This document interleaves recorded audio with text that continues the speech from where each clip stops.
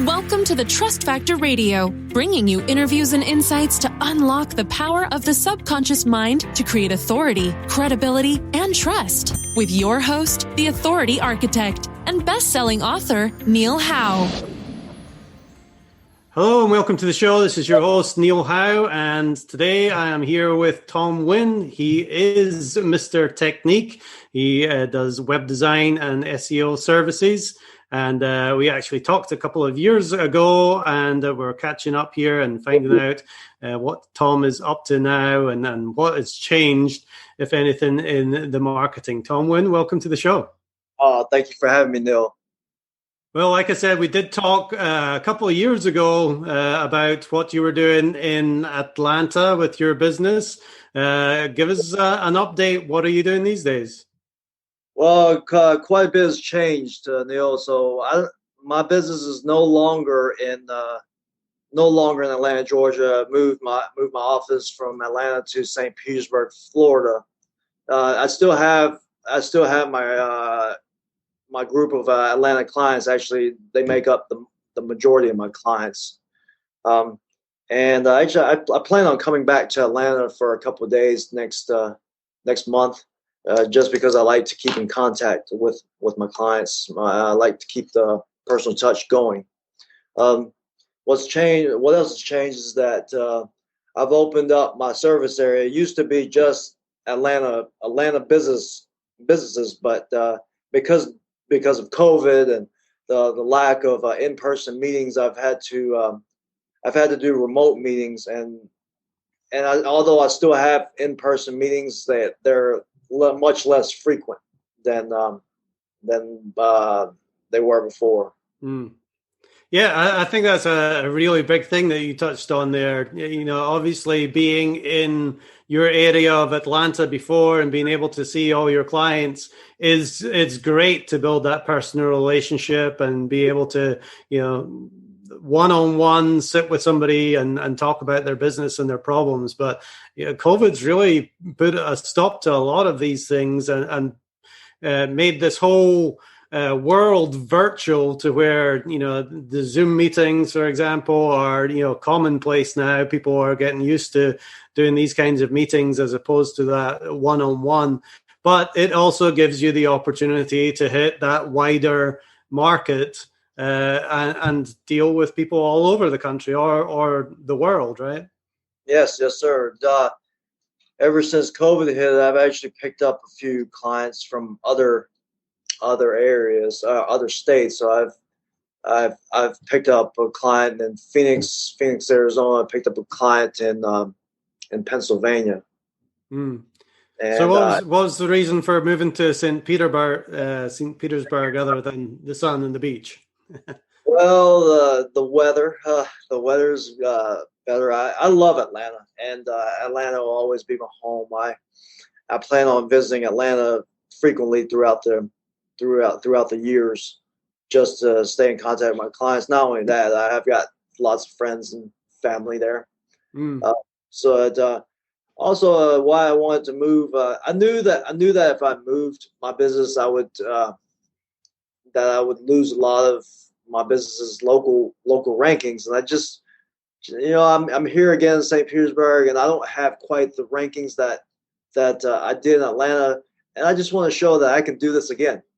Exactly. I love that. Now, I want to talk about that actually, because it's a problem that a lot of people have, whether they're actually moving from Atlanta, from one business location to maybe another business location in Atlanta, or moving completely to a different state like you did. There's a lot of things that have to change, especially when you're looking at the Google My Business and just the directories and some of these basic SEO things that people have to do in order to get found.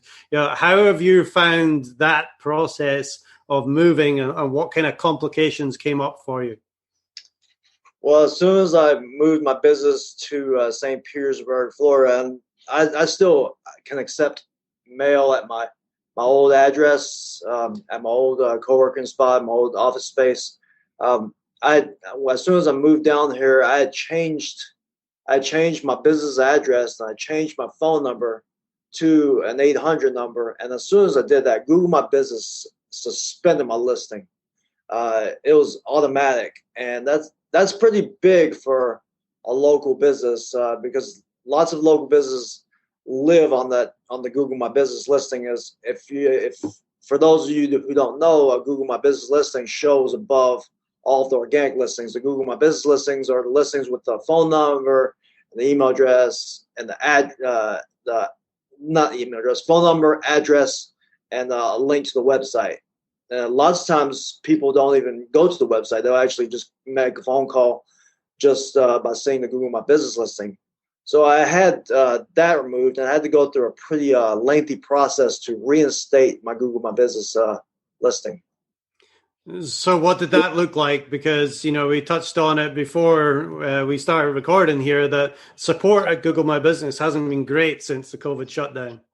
Oh, you have to do exactly what Google says. And so if your business is suspended, you have to first you go and you submit a reinstatement request form, and you have to fill that out, make sure it's complete, and you'll get an automatic email from Google My Business, and they said, they'll say you'll receive a message saying they'll be in contact with you.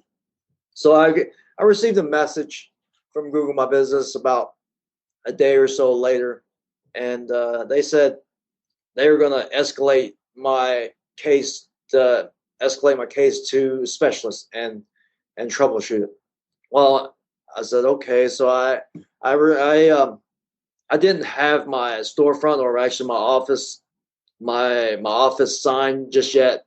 I had to wait for another couple of days, but as soon as it came in, I sent them an attachment with my storefront, showing my logo and myself in front of my business, in front of my office. And Google My Business their support team did not respond, and so I sent like two more emails with no response. I contacted the Google My Business,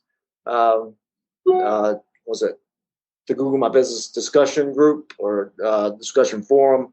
I posted on there, and I didn't find any answers.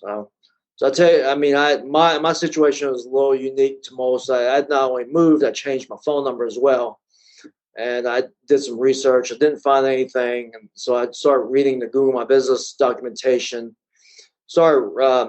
I started deleting any photos that were associated with my old address, and then I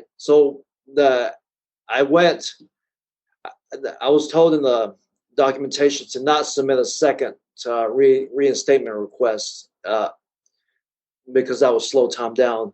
Well, I waited for almost 3 weeks, and I didn't hear a response back from Google My Business. So I took it upon myself to fill out another support request. And when I didn't fill out another reinstatement request. I filled out just a regular support request, and I referenced my reinstatement request case number in there.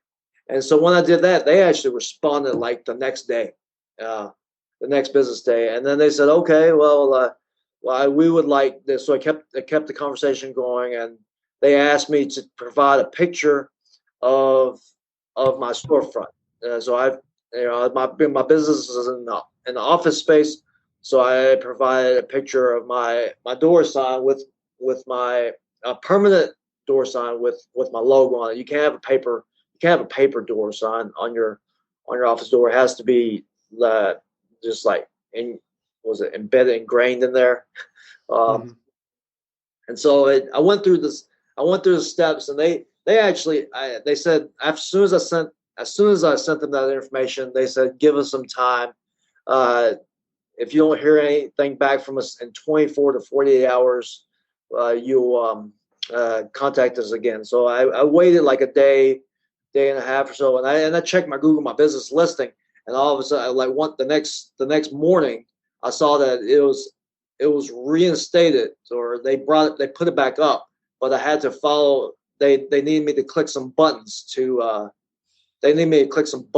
reinstate it, or to reinstate it. Or to verify it. I'm sorry, to verify it. So I clicked the 2 verify buttons, and all of a sudden it got suspended automatically again. And so I sent Google My Business. Another support. I replied to the support thread. So it's important that you don't contact Google My Business just via regular email. You have to do it via their support via support ticket. And then every time you reply, you have to reply via the support ticket response. So I did that, and they responded. It's like, give us a couple of days, and we'll take care of it, or they said that we'll handle it. And so I waited another either 1 or 2 more business days. And I actually have this all documented on a blog post on my website. But so I waited a couple more days, and they reinstated it again. And so when they reinstate your Google My Business listing, it shows up in the Google My business listing results. But when it showed up with the new address, but it showed up with my business's old 404 number. And I remember having a discussion with a peer in my office space, saying that if I changed my address and my phone number, that probably set off the red flag with Google. So when I saw that the address was changed, but it had the old office phone number, the 404 number, I actually decided to keep that 404 number the same while I was verifying it, so I wouldn't trigger an automatic suspension. And because I still had access to that 404 number, I didn't change it off the bat. So I verified it. I hit a couple verify buttons, and voila, it was restored. Actually, not restored. They said it was under review. And while it was under review, I think I might have. I think I took a chance, and I changed the phone number. I didn't change it to the 888 number that I originally wanted to change it to. I actually purchased a 727 St. Petersburg area code number. And because I read in the Google My Business documentation that you have to, they said they prefer that you use a local number over an 800 call center number. Although it wasn't a call center number, it was an 888 number. So maybe Google was assuming it was a call center number. So I decided to change the number to a 727 number. And I changed the number, clicked the button, crossed my fingers, and it was still under review. So I waited a couple of days, and all of a sudden, well, not all of a sudden, in 2 days or so, my business listing was restored, and started showing up for local web design, local SEO searches. That's great. That's a long story. Yeah. Well, it generally is a long story when you talk to people that have these same issues with Google My Business. I had one where I had to wait 10 months for them to review it. They said that it was a technical issue. It was on their end. There was nothing that they could do, and they would let me know when it was resolved. Well, I had to wait 10 months for that. But that was another issue that is pretty common, actually, for a lot of people that I've talked to. But yeah, I do agree with the phone number thing that you just talked about. If you do have to change your phone number, you should leave the existing one there and add an additional phone number first. And then once that's been approved, then you can take the old one away. Because like you said, if you just change the phone number, it's going to be an automatic suspension right away. So that's a huge point.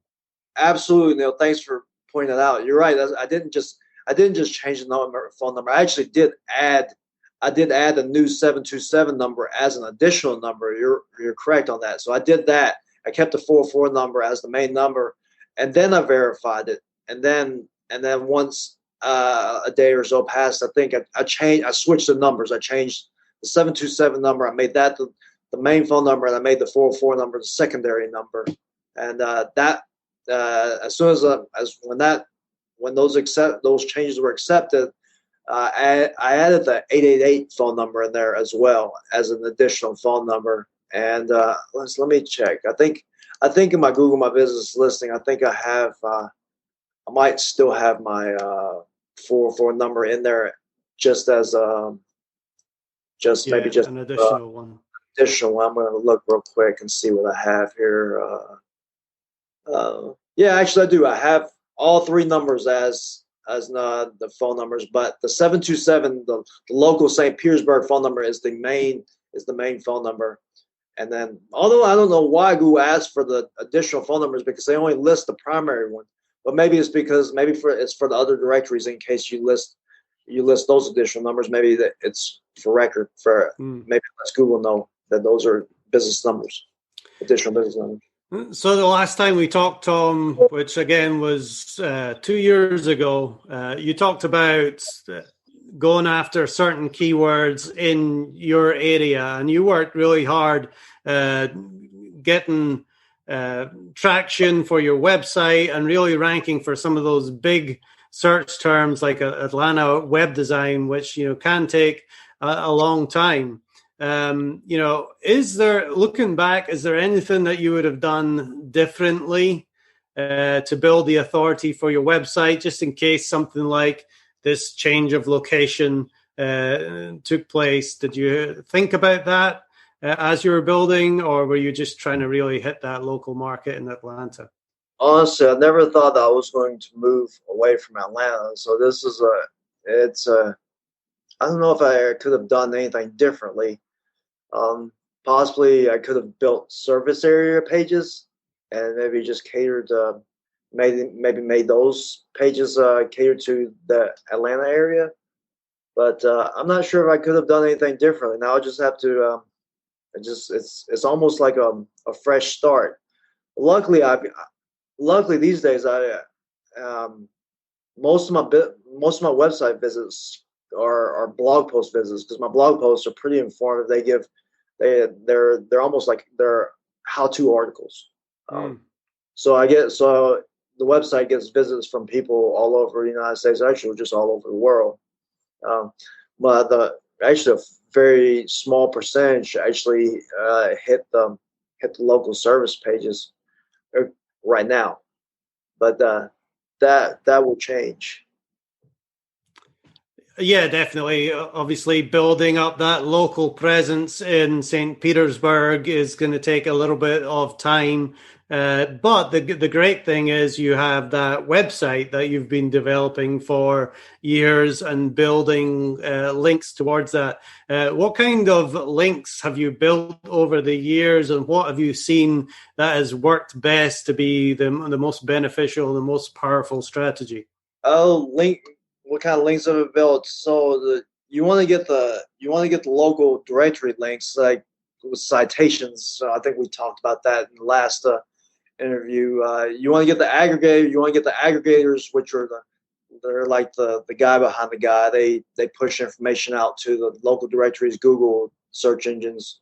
So the local the local data aggregators have changed. I think Axiom is no longer a local data aggregator. It's the aggregators today are Data Axle, Factual. Let's see. I think it's like Localese, New Star Localese, and Foursquare. Those are the four aggregators. And I'm in the process of changing my business information. I've done it already on 3 of the aggregators. I believe I only have one more left to go, but that's almost complete. So what other links should you get? So so if you have vendors, you could leave a review for a vendor, or you could do an interview with a vendor and you could tell them how their product has help your business. I did that in the past. I left Elegant Themes. I did an interview with Elegant Themes, and I actually didn't I didn't do an interview. I talked about how Elegant Themes helped Mr. Technique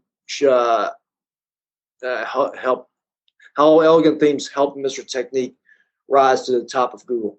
And that blog post was that case study was huge because I think in a couple of days, like Mr. Technique got, say, like 10,000 visitors or so. That was out of the norm for visits at the time. And so where did you post that? Did you post that as a blog post on your own site, or was that something that was on their site? That was on their site, and it had links. It had links to Mr. Technique. And although the links were no reply, I still believe that those links had helped, because when I did that case study on the elegant themes, or I talked about it,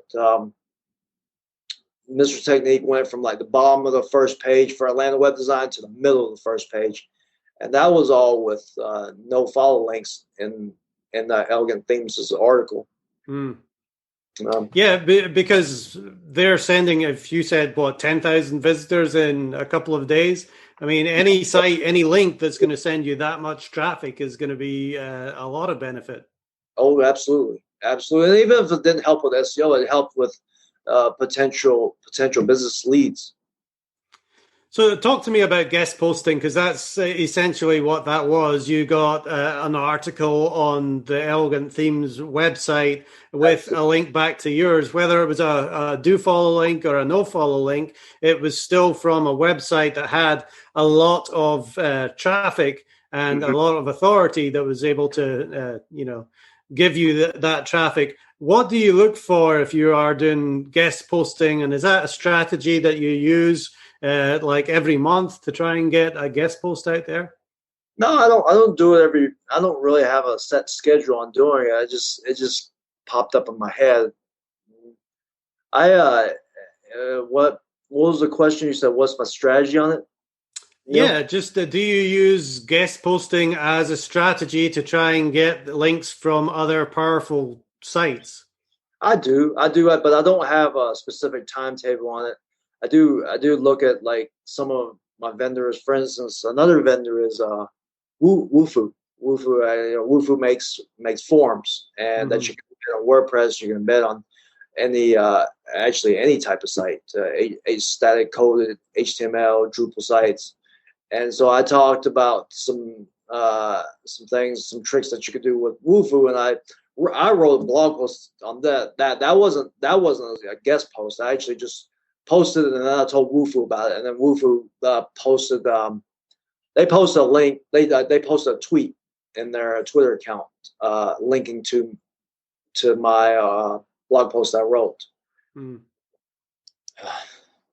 So, I mean, that's definitely a great tactic to reach out to those industries that you do business with or within your niche and try and get their attention and get them linking back to you.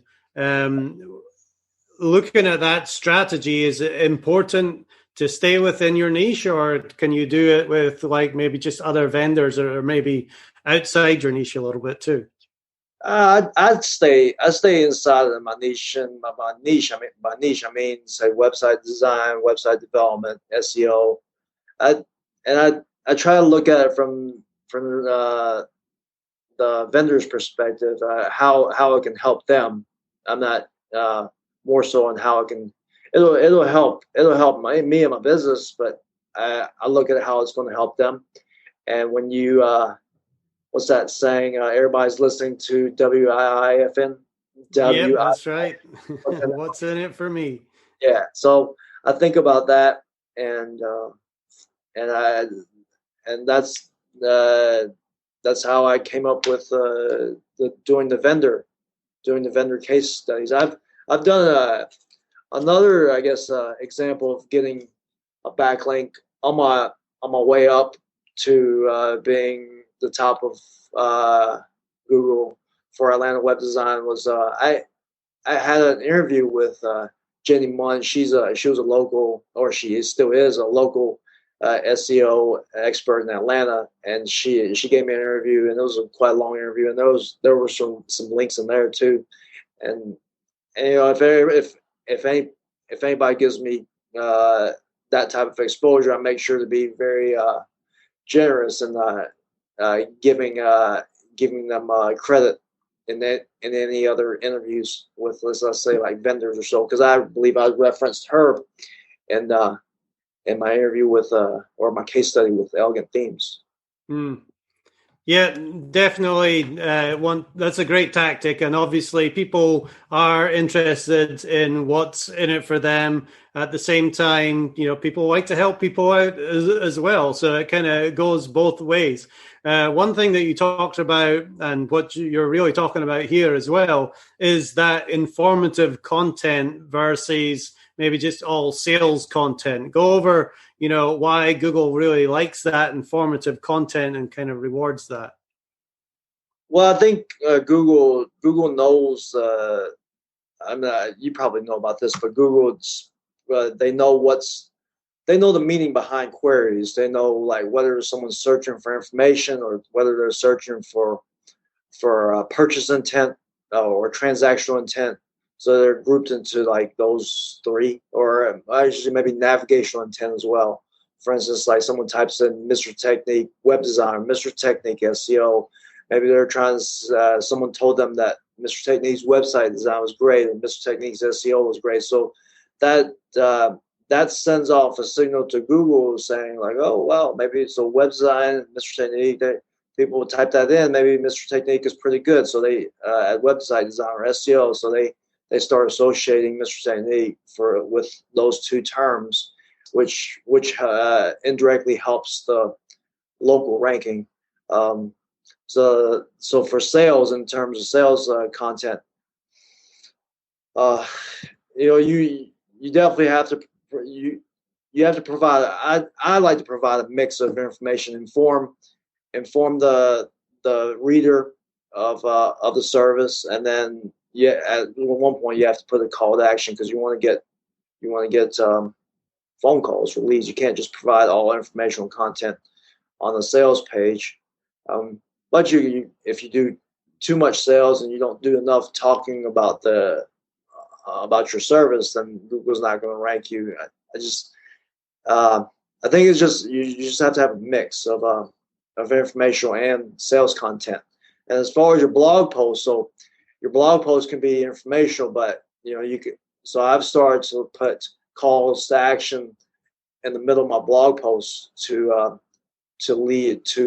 direct readers to the sales pages. So with enough links going to the sales pages from the informational pages, it lets Google know those pages are pretty important.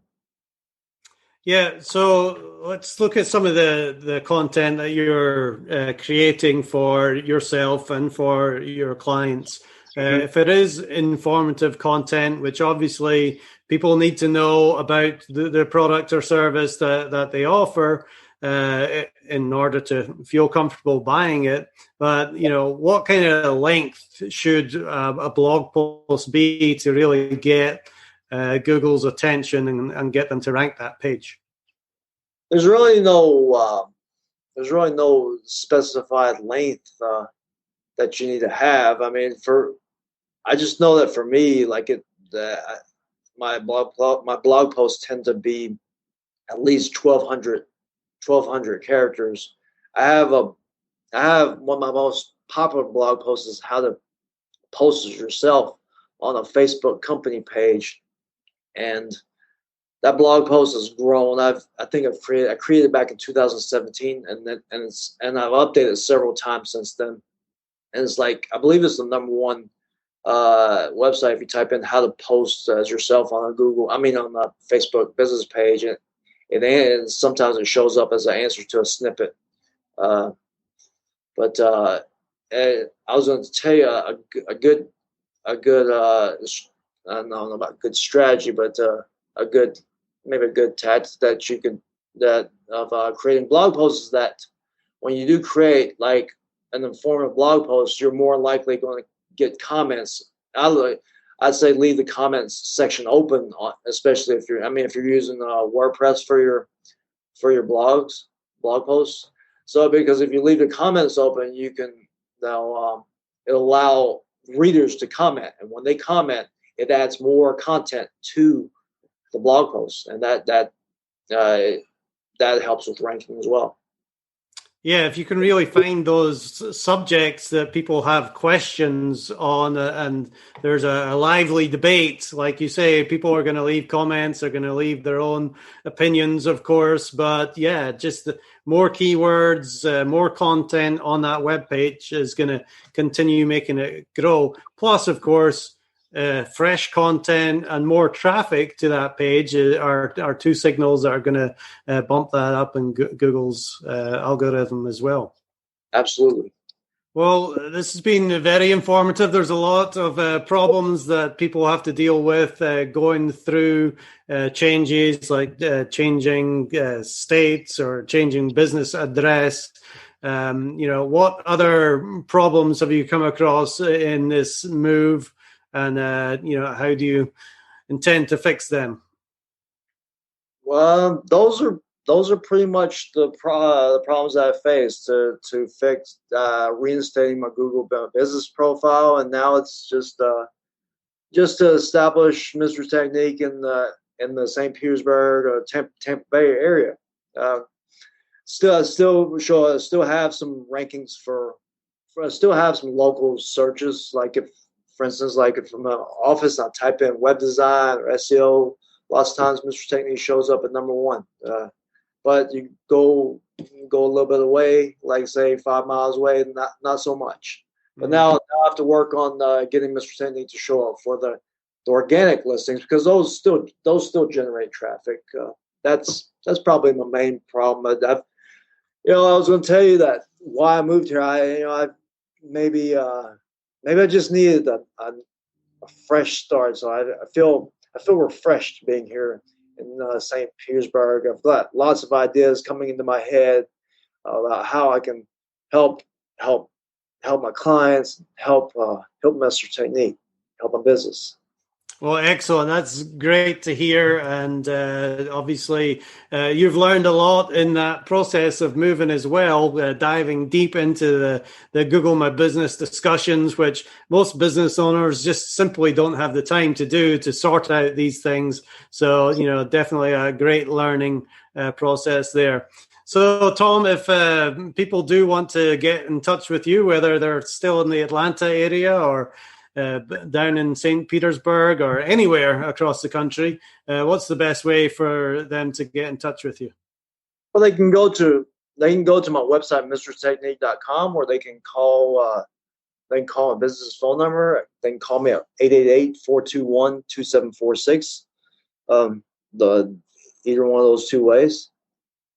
Excellent. Well, great stuff. It's been fantastic talking to you again and finding out what's been going on. And obviously, dealing with all these issues with Google My Business is something that's very common for a lot of business owners. So, like I said, going through that whole process yourself and really understanding what other business owners are going through is great to be able to give them that extra advice on how to sort things. So we appreciate you talking to us today on the Trust Factor Radio.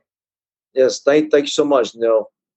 All right. And to our listening audience, if you like what you hear, hit that like button and share, and we will see you next time on the show. You've been listening to the Trust Factor Radio with Neil Howe. To learn about the resources mentioned in the show and to listen to past episodes, go to thetrustfactorradio.com. To get a copy of the book, The Trust Factor, go to thetrustfactorbook.com. If you are ready to act now and build your authority, credibility, and trust, schedule a consultation with Neil at theauthorityarchitect.com.